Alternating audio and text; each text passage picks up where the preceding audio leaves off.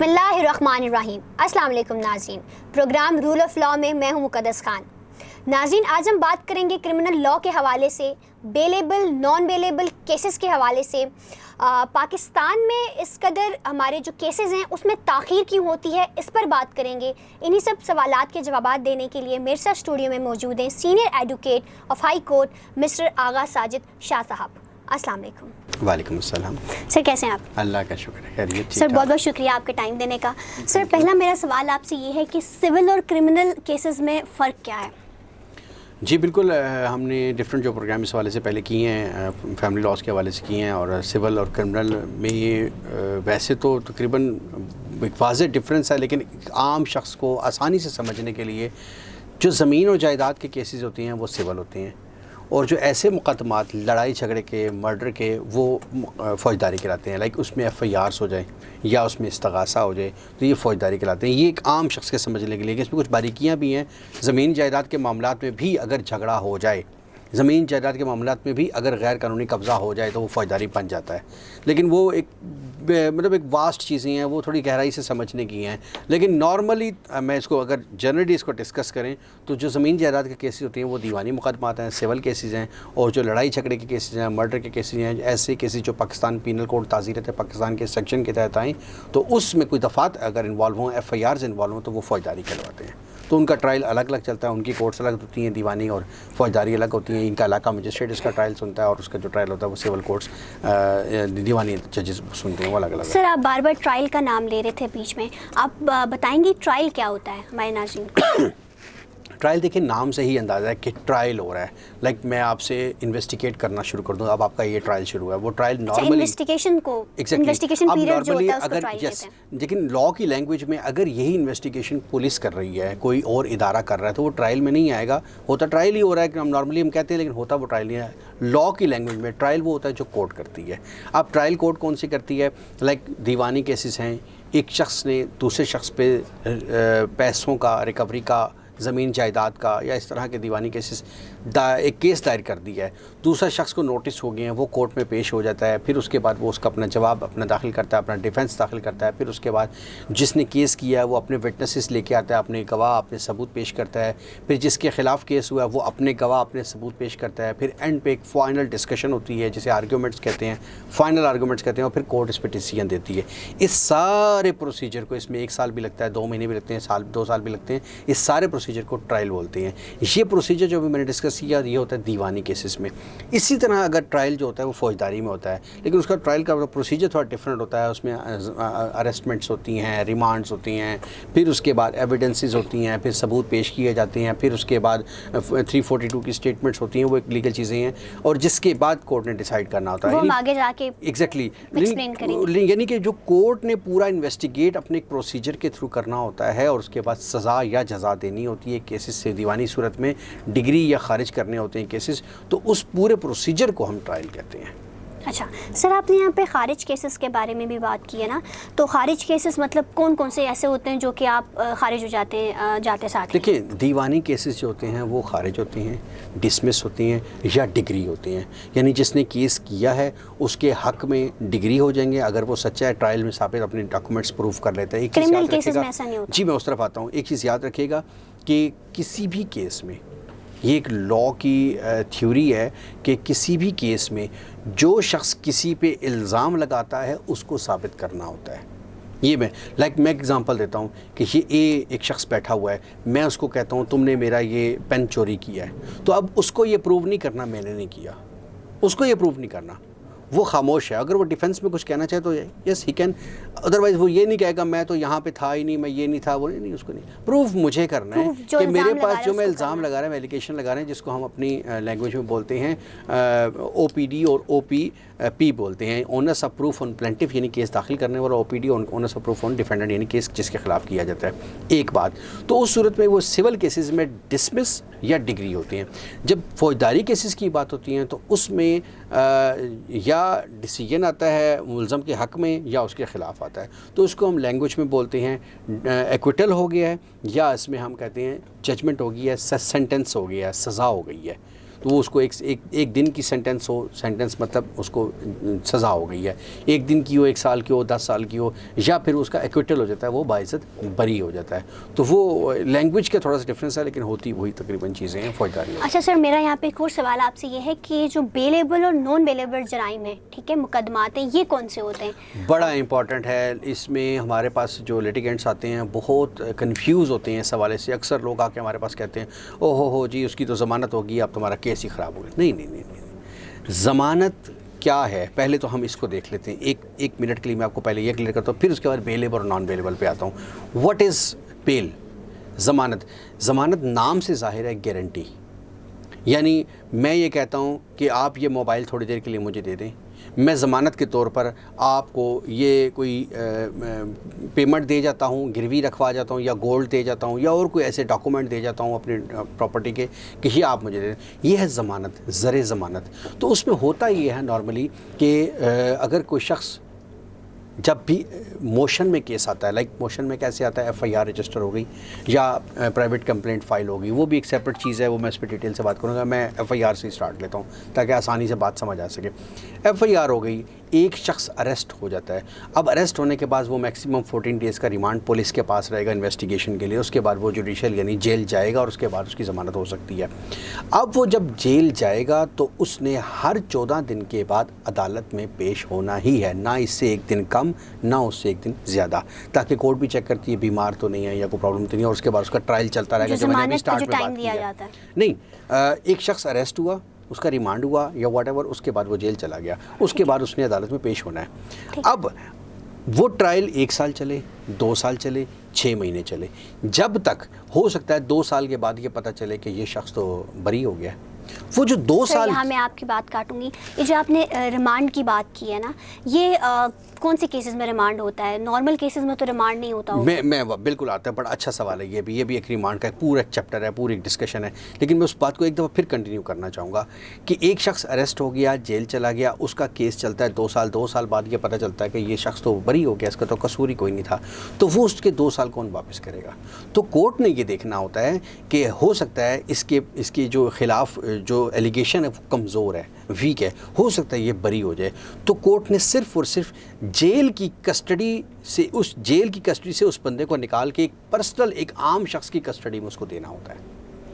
यानी कि अदालत, मैं उसी को क्लियर करता हूँ, यानी कि एक शख्स जेल चला गया, जेल से उसने अपने ट्रायल के अंदर रेगुलर पेश होना है। अब वो किसकी कस्टडी में है? जेल की कस्टडी में है। हुक्काम जो जेल होते हैं उनकी जिम्मेदारी है कि वो उसको अदालत में बार बार पेश करवाएं। जब वो ज़मानत लगाता है तो ज़मानत के बाद जब अदालत ज़मानत मंजूर करती है तो अदालत एक शख्स को कहती है कि आप ज़र ज़मानत जमा कराएं या गारंटी के तौर पर कोई रजिस्ट्री, कोई डॉक्यूमेंट जमा करवाएं, और आप ज़िम्मेदार हैं इसके कि इसको आप अदालत में पेश करेंगे। तो अदालत ने शिफ्ट कर दी कस्टडी जेल हुकाम से लेके एक प्राइवेट पर्सन को कि अब तुम ज़िम्मेदार हो, ताकि इसकी आज़ादी मसख ना हो। अगर हो सकता है साल या 2 साल के बाद ये हो सकता है बरी हो जाए, तो कम से कम इसकी आज़ादी जो है वो मसख ना हो। 1 दिन का भी अगर किसी बंदे ने बेगुनाह जेल काटी है तो उसकी वापसी नहीं है। तो इस वजह से मुकदमात में ज़मानत हो जाती है। एक बात का जवाब। दूसरा भी आपने रिमांड का है। रिमांड का मतलब हमारी आम जिंदगी में समझा जाता है कि जी मार पड़ती है, जेल में खाने में मारते हैं, छितर पड़ेंगे, ड्राइंग रूम की सैर करवाएंगे। देखिए, फौज, आर्मी जब किसी शख्स को अरेस्ट करती है तो वो भी एक किस्म का रिमांड होता है। बेसिकली रिमांड का मतलब होता है इन्वेस्टिगेट करना। अब ये टेक्निक्स हैं कि अगर एक शख्स ने जुर्म किया है और वो अपना जुर्म छुपा रहा है, या जिस किसी जुर्म में इन्वॉल्व है उसको उसके बारे में इंफॉर्मेशन है कि वहाँ पर ये वकूआ है, लेकिन वो बता नहीं रहा कि मैं फंस जाऊँगा एंड सो या मुलज़म का साथ दे रहा है, तो अब उसको इन्वेस्टिगेट करने का तरीका या तो उसको बातों में फंसाया जाए ऐसे कि वो अपने मुँह से उगल दे। अगर कोई बहुत ही होशियार है तो उसको डराया और उसको खौफ से उसको मेंटली टॉर्चर किया जाता है कि तुम्हारे साथ ये हो जाएगा, तुम्हारे घर वालों को उठा लेंगे, उठाते नहीं हैं। कानूनी तौर पे उसको मारना या कानूनी तौर पे उसके किसी घर वाले को प्रेशराइज़ करने के लिए उठाना गलत है, जुर्म है, जिसके खिलाफ अलहदा से एक FIR पुलिस के खिलाफ हो सकती है अगर वो करे। लेकिन नॉर्मली हमारे यहाँ पे हो रहा है, चूँकि लोगों को अपने राइट्स का नहीं पता तो वो मार खाते रहते हैं, लेकिन है असूली तौर पे ये गलत। तो उस सूरत में ये रिमांड का बेसिक मकसद होता है कि फैक्ट्स एंड फिगर्स निकालने। एक शख्स ने चोरी की है, 10 लाख रुपए किसी का चोरी किया है, तो वो बरामद तो करना है ना कि वो उसके पास पड़ा हुआ है। तो ये, लेकिन पुलिस तो ऐसे ही करती है ना, पुलिस ऐसे करती है। मैंने ये चीज़ ऐसे ही हो रहा है। मैंने अभी ये चीज़ बताई ना कि हमारा प्रॉब्लम ये है कि उनके लिए ये इजी वे है, हमें किसी को 2-3 लगा के आप उगलवा लें यहाँ उनसे। तो शेर को बकरी बनवा लेते हैं, शेर खुद कह रहा था हाँ मैं बकरी हूँ। बिल्कुल। तो वो तो ये चीज़ें तो हो रही हैं, यही तो चीज़ें दुरुस्त होने वाली हैं, इस्लाहात होने वाली हैं, लेकिन ये बहरहाल गलत हो रहा है। तो सर वो ये इस्लाह कब होगी पुलिस में? देखिए इस्लाहात तो फिर वही बात है, जैसे प्रेजेंट सिटिंग गवर्नमेंट आई है, इस गवर्नमेंट ने आगे नारा लगाया था कि हम KPK में बड़ी इस्लाहात कर चुके हैं, अब KP करके पुलिस का निज़ाम यहाँ पंजाब में लेके आएंगे, फिर वहाँ के IG को यहाँ लेकर आए और उनको ट्राई किया और उसके बाद फिर वापस भेज दिया, फेल हो गए। ये एक पूरा माफिया है और ये खुद सिंसियर इस वजह से नहीं है कि कल को खुद इनके साथ ये सब कुछ होना है तो उस वक्त इन्होंने स्पेस रखी हुई होती है, जैसे मतलब लैंड कोर्ट्स के हवाले से गवर्नमेंट पे कर रहे हैं। डेफिनेटली गवर्नमेंट की रिस्पॉन्सिबिलिटी तो उसकी है, एक आम शख्स। अब लॉ, आप अब जुडिशरी की बात करें, जुडिशरी को तो लॉ एक बना बनाया, लेजिस्लेशन पार्लियामेंट ने करनी है, बना बनाया मिल गया, इन्होंने आके सिर्फ वहाँ पे उसको इम्प्लीमेंट करना है। लॉयर्स को और जजेस को जो लॉ लिखा हुआ उससे वो जा नहीं सकते, अपनी आंखों से देख रहे हैं मर्डर होता हुआ, लेकिन इसके बावजूद वो कुछ नहीं कर सकते, जो लॉ कह रहा है उसको प्रोसीजर अच्छा सर, आपको लगता है कि हमारे पाकिस्तान में, हमारे मुल्क में जो सज़ाएं हैं वो कानून के मुताबिक दी जा रही हैं? जी बिल्कुल 100% ऐसी दी जा नहीं। देखिए इसमें पता है कि करप्शन जो है ना वो हर जगह पे है, कहीं पे कम है, कहीं पे ज़्यादा है, कहीं पे पकड़ी जाती, कहीं पर नहीं पकड़ी जाती। मैं फिर वही कहूँगा जो लॉ बना हुआ उस लॉ से एम्बिट से बाहर नहीं निकलना। हाँ अगर कहीं करप्शन हो रहा है, चूँकि सज़ाएँ उस तरह से कम है, हमारे अंदर करप्शन है, चाहे वो जुडिशरी है, चाहे वो पुलिस है, चाहे वो उलमा है, चाहे वो वकला हैं या दीगर लोग हैं, तो वो हमारे अंदर एक करप्शन आ गई है, एलिमेंट उसका आ गया, तो वो मामलात उस तरफ चले जाते हैं, तो वो इस वजह से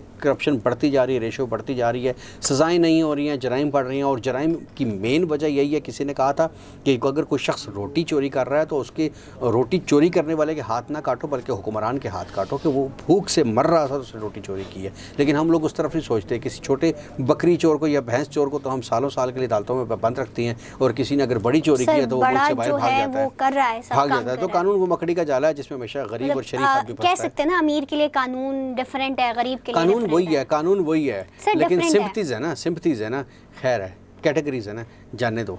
तो वो चीज़ें हैं ना कि मकड़ी का वो चाला है कानून जिसमें अमीर और शरीफ, गरीब और शरीफ आदमी फंसता है, अमीर आदमी तो उसको तोड़ के बाहर निकल जाता है। तो वो मामलात तो हैं। तो अभी आपने बात की थी बेलेबल, मुकदमे की बात करें। यस बिल्कुल, मैं वापस उसी तरफ आऊँगा। बेलेबल और नॉन बेलेबल ऑफेंसेस की आपने बात की थी।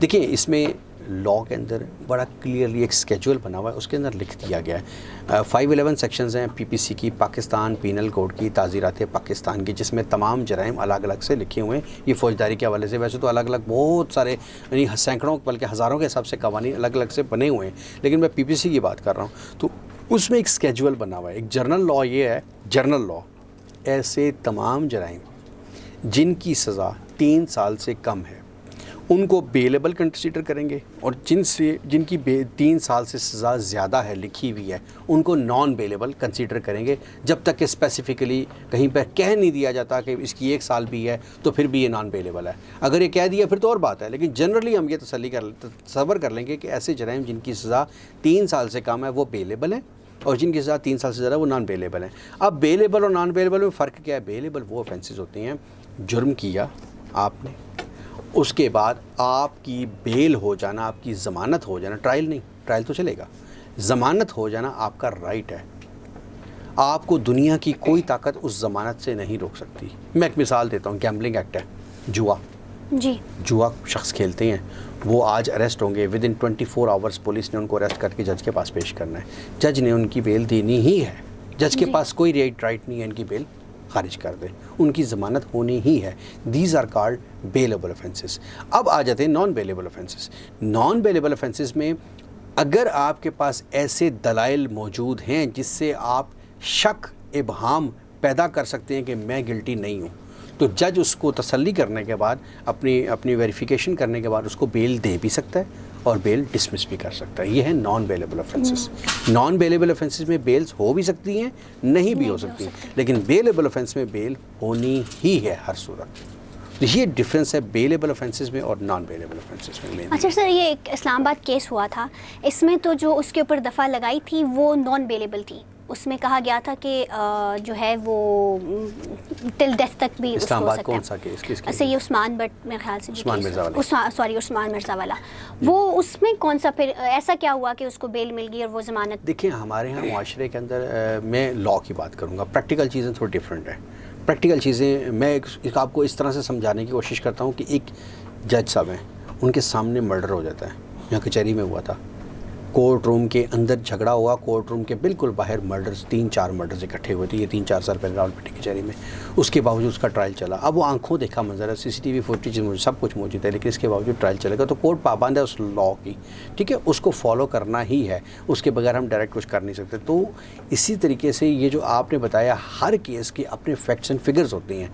अब अगर एक शख्स दूसरे पे इल्जाम लगा फैक्ट एंड फिगर तो बिल्कुल सामने था। नहीं ऐसा नहीं था। Have you seen yourself that kind of offence that is rape? आपने अपनी आंखों से देखा? नहीं। आपने मीडिया से सुना। बहुत सारी ऐसी चीज़ें होती हैं जो आप देख रहे होते हैं वो सच भी नहीं होती, और बहुत सारी ऐसी चीज़ें होती हैं जो आप सुन रहे होते हैं वो सच भी होती हैं। तो कोर्ट ने पूरी तसल्ली करनी होती है। लॉ ये कहता है कि आप 100 लोगों को छोड़ दें, गुनाहगारों को, लेकिन एक बेगुनाह को सज़ा नहीं होनी चाहिए। इसीलिए केसेस भी लंबे होते हैं और ज़्यादा देर ताख़ीर तक कोर्ट पूरी वेरिफिकेशन तसल्ली करती है। तो उस केस के अंदर ये जो इल्ज़ामात लगाए थे कि उसने मारा, उसने उनको डांटा, झड़का एंड सो ऑन, रेप की हद तक स्पेसिफिकली बात करूँगा, जो उसकी उन्होंने बात की थी कि रेप हुआ या नहीं हुआ। अब उस हवाले से इबहम पाया जाता था। अब देखना ये होता है, बहुत सारी चीज़ें, जैसे मैंने कहा करप्शन हम लोगों के अंदर आ गई है, तो कोर्ट ने वीडियोस देखने के बाद ये डिसाइड नहीं करना कि इसने ये जुर्म किया और उसको सज़ा दे दे। कोर्ट ने डॉक्यूमेंट्स देखनी है। हो सकता है उस खातून की मेडिकल रिपोर्ट जो आई थी वो मेडिकल रिपोर्ट नेगेटिव आई हो। अब वो नेगेटिव बना ली गई या वॉट एवर है, तो नेगेटिव, लेट्स सपोज, मुझे चूँकि इतने फैक्ट्स एंड फिगर नहीं, पर मैं रीजंस बताने की आपको कोशिश कर रहा हूँ। That is the one reason कि उसकी बेल हो जानी चाहिए।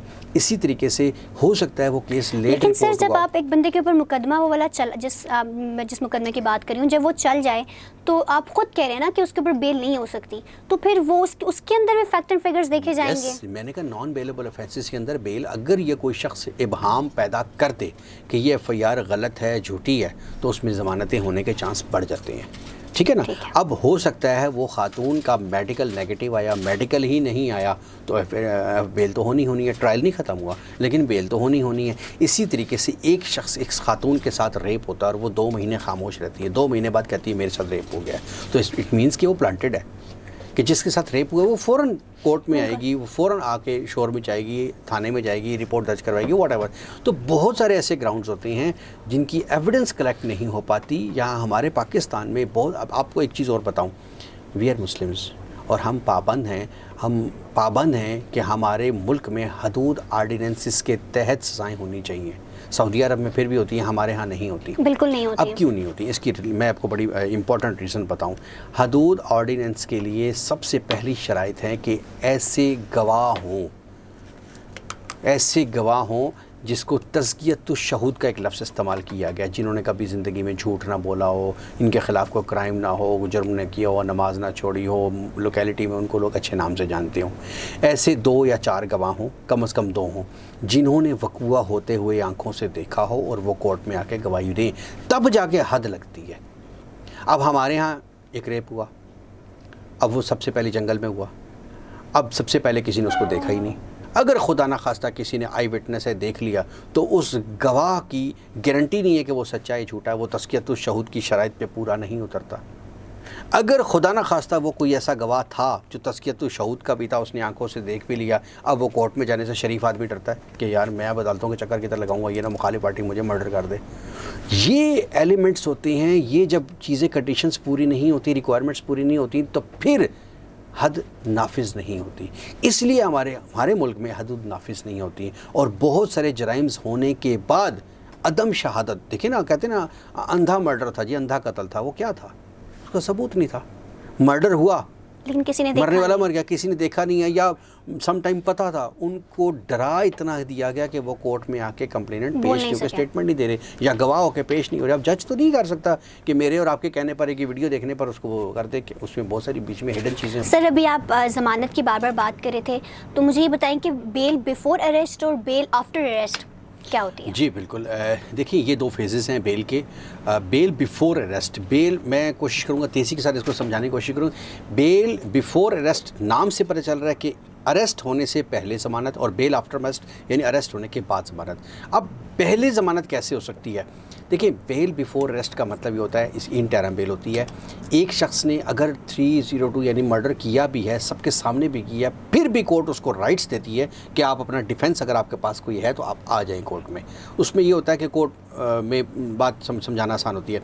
अब होता ये है कि वो कोर्ट में फ़ौरन पेश होगा। अगर वो मर्डर करके भी आया है फिर भी उसके पास राइट्स है कि वो इंटरम बेल करवाएगा, यानी कोर्ट में सरेंडर करेगा, और उसके बाद वो कहेगा मेरे पास कुछ ऐसे डिफेंसेस हैं, मेरे पास ऐसे कुछ ग्राउंड्स हैं, दलाइल हैं कि मैं अपने आप को इनोसेंट साबित कर सकता हूँ। तो वो उसको कोर्ट कहेगी ठीक है जी, आपकी इंटरम बेल यानी अबूरी ज़मानत, वक्ती कुछ दिनों के लिए ज़मानत आपको देते हैं, 10, 15, 20 दिन का टाइम दे दिया जाता है उनको, ज़मानत दी जाती है। आप अपना डिफेंस पेश करें, वो नेक्स्ट डेट के ऊपर दूसरी पार्टी जिसने FIR करवाई भी होती है वो भी और ये भी दोनों कोर्ट में पेश होकर अपने डिफेंस पेश करते हैं। अगर इसका बहुत माइनर स्कोप होता है, ये चीज़ याद रखिएगा, बहुत माइनर स्कोप होता है, बहुत रेयर ग्राउंड होता है। अगर आप ये प्रूव करने में कामयाब हो जाए कि ये वकूआ हुआ ही नहीं, या उस वकूए के टाइम मैं इधर नहीं था, मैं तो किसी और स्टेशन पे था, कोई ऐसा डॉक्यूमेंट नहीं, मुश्किल हो जाता है, बहुत मुश्किल होता है, बहुत रेयर होता है। तो उस सूरत में बेल आपकी कंफर्म हो जाएगी और ट्रायल चल पड़ेगा आगे, वही एविडेंस और वो सारी जो बातें मेरे पास हैं। और इन केस अगर आपकी बेल कंफर्म नहीं होती, जिसका चांस ज़्यादा होता है बेल डिसमिस होने का, तो कोर्ट रूम के अंदर से वो मुलज़म अरेस्ट हो जाएगा और उसको अरेस्ट करना आसान हो जाता है। तो this is called bail before arrest. और बेल आफ्टर अरेस्ट, जैसे नाम से ज़ाहिर है कि जैसे ही FIR होती है को मुलज़म भाग जाता है, या उसको पता ही नहीं होता कि मेरे खिलाफ FIR होगी, तो कोर्ट अगर रेड करती है, पुलिस रेड करती है, घर में जाके रेड करती है, दुकान पे या जहाँ से भी उसको अरेस्ट करती है, तो वो अरेस्ट होगा। और अरेस्ट होने के बाद वो जो अगर रिमांड की ज़रूरत है, रिमांड कुछ केसेस में होता है, कुछ केसेस में नहीं भी होता, जहाँ पे बरामदगी होनी हो, कुछ चीज़ें रिकवर करनी हो, या उसके को एक्यूज़ गिरफ्तार करवाने, यस को एक्यूज़ गिरफ्तार करने हो, या आला कत्ल बरामद करना हो, आला ज़र्ब यानी मारा अच्छा तो सर, यहाँ पे मैं एक बात बताऊँ, जो मर्डर अगर उसके ऊपर केस मतलब हो जाता है, उसने मर्डर किया हुआ है, तो उसके बाद भी उसको रिमांड होगा? यस, मर्डर तो देखिए ना, हो गया, अब मर्डर हो गया। अब रिमांड का मतलब क्या है? तुमने मर्डर क्यों किया ये इन्वेस्टिगेट करना है। तुमने मर्डर किससे किया, तुमने मर्डर किसके कहने पे किया, तुमने मर्डर किस वकूए पे, किस जगह पे किया, तुम्हारे साथ कौन कौन लोग इन्वॉल्व थे, ये सारी चीज़ें इन्वेस्टिगेट करनी है। फिर क्वांटम चेक किया जाएगा, कोर्ट ने चेक करना है कि किसको सज़ा होनी है और कितनी होनी है। 4 लोगों ने मर्डर किया, एक ने मुखबरी की, दूसरे ने उसको पकड़ा, तीसरे ने उसकी छुरियाँ चलाई, चौथे बंदे ने उसको लाश नाले में फेंक गई। अब सबको सज़ाए मौत नहीं होगी, किसी को सज़ाए उम्र कैद होगी, किसी को 10 साल सज़ा होगी, किसी को सज़ाए मौत होगी। ये डिपेंड करता है। सर, अभी आपने सज़ाए मौत की बात की, लेकिन वो हम आने वाले प्रोग्राम्स में, क्योंकि टाइम काफ़ी हो गया, आने वाले प्रोग्राम में हम सज़ाए मौत के बारे में बात करेंगे। सर, आखिरी मेरे से सवाल आपका मेरा ये है कि सर, हमारे जो मुकदमात हैं उसमें इतनी ताख़ीर क्यों, फ़ैसला क्यों इतने लेट आता है? मैं समझता हूँ इस पर पूरा एक प्रोग्राम हो सकता है, लेकिन मैं शॉर्टकट में बताऊँ, मजबूरियाँ, लेजिस्लेशन की, कानून ऐसे लिखा हुआ है कि उस प्रोसीजर को हमने फॉलो करना ही है, दीवानी हो या फौजदारी हो। यानी एक केस के अंदर आपने केस दायर कर दिया, नोटिस होंगे 15, 20 दिन, 25 दिन का टाइम होना ही होना है, वो टाइम वेस्ट हो गया। दूसरा नोटिस, तीसरा नोटिस, आपके 2 महीने ज़ाया हो गए। फिर उसके बाद एविडेंस के लिए 2-3 महीने उसमें ज़ाया हो गए। हर तारीख के ऊपर एक स्टेप होगा, भी तो टाइम लगता है। वो तो चले केस स्टार्ट होने से पहले ही है ना, वो भी कोई इतना मुश्किल नहीं है। हर स्टेशन के ऊपर कचहरी मौजूद है, वकला मौजूद है, वो तो आपकी चॉइस, आप किसको पसंद करते हैं। इसी तरीके से कोर्ट ने बार बार चांसेस देने होते हैं एविडेंस के लिए। लाइक मैं कहता हूँ कि जी मेरे पास ऐसा सबूत मौजूद है कि मैंने जुर्म नहीं किया, जज कहेगा ठीक है आप लेके आएँ, लेकिन मैं कहता हूँ मेरा गवाह मुल्क से बाहर बैठा हुआ है।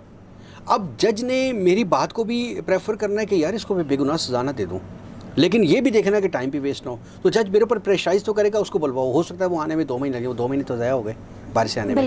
तो इस तरह से कुछ चीज़ें होती हैं, जज ने पूरी तसल्ली करनी होती है कि ऐसे सबूत कलेक्ट हो जाएं। अगर ये शख्स कह रहा है कि मेरे पास ये सबूत है, तो वो डॉक्यूमेंट्स कलेक्ट कर ले, वो एविडेंस कलेक्ट कर ले, और उसकी बार तसल्ली के लिए उसको कोर्ट बार टाइम देती है। उस टाइम की वजह से वो टाइम वेस्ट होता है। सम टाइम और भी फैक्टर्स होते हैं, फिर कभी जजेस जो होते हैं वो छुट्टियों पर होते हैं, कभी वकला हड़ताल पर होते हैं, कभी इलेक्शन होते हैं, कभी वो मैं समझता हूँ अच्छे फैक्टर्स नहीं हैं, लेकिन लेजिस्लेशन में बहरहाल फिर भी तब्दीली आनी चाहिए। एक टाइम बाद हर लॉ की, अब तो वैसे बहुत सारे केसेस की एक लिमिटेशन दे दी कि फैमिली लॉस को 6 महीने के अंदर डिसाइड करना है, फलां केसेस को 6 महीने डिसाइड करना है, बट अनफॉर्चुनेटली वो डिसाइड हो नहीं पाते और वो बहुत रेयर हो जाता है। फिर thank you so much sir for your time. बहुत नाज़रीन, आज हमने क्रिमिनल लॉ के हवाले से बात की, वो फैक्ट्स जाने जो कि एक आम आदमी को नहीं पता, उसके राइट्स के बारे में एक आम आदमी को नहीं पता, उसके बारे में बात की। बीच में हमने एक पॉइंट रखा था कि सज़ाए मौत कौन कौन से मुकदमात पर होती है। इस सवाल का जवाब देने के लिए अगला प्रोग्राम ज़रूर देखिएगा। जब तक के लिए मुझे दीजिए इजाज़त। खुदा हाफिज़। अब होगी आपकी बात सिर्फ DTH न्यूज़ पर।